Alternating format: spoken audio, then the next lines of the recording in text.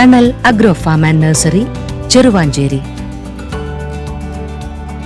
സുഹൃത്തിനെ കല്ലുകൊണ്ട് കുത്തി കൊലപ്പെടുത്തിയെന്ന കേസിലെ പ്രതികളെ തലശ്ശേരി 1-ാം അഡീഷണൽ ജില്ലാ സെഷൻസ് കോടതി കുറ്റക്കാരിലെന്ന് കണ്ട് വെറുതെ വിട്ടു.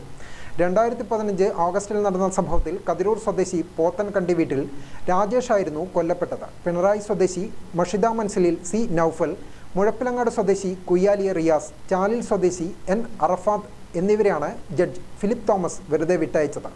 ഇവരിൽ അറഫാത്ത് വിചാരണ നടക്കുന്ന കാലയളവിൽ തന്നെ മരണപ്പെട്ടിരുന്നു.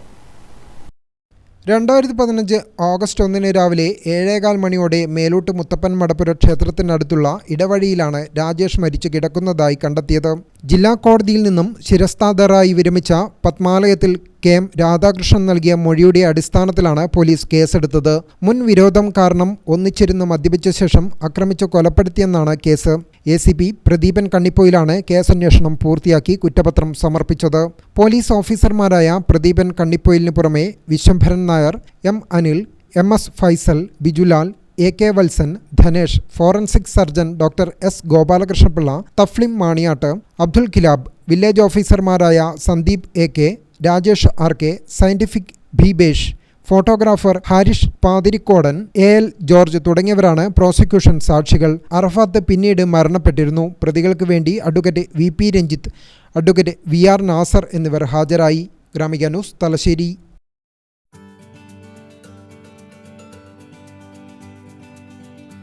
തണൽ agro farm and nursery, Cheruvancheri. Gardening രംഗത്ത് 1/4 നൂറ്റാണ്ടിന്റെ പരിചയ സമ്പത്ത്.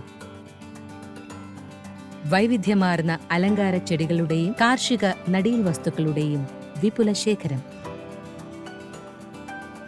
ഹോൾസെയിൽ റീറ്റെയിൽ രംഗത്ത് 100 കണക്കിന് സംതൃപ്തരായ ഉപഭോക്താക്കൾ. വിദഗ്ധരുടെ മേൽനോട്ടത്തിൽ ഗാർഡനിംഗ്, ലാൻഡ്സ്കേപ്പിംഗ് ആൻഡ് മെയിൻ്റനൻസ് എന്നിവ ചെയ്തു കൊടുക്കുന്നു. Thanal agro farm and nursery, Cheruvanchery.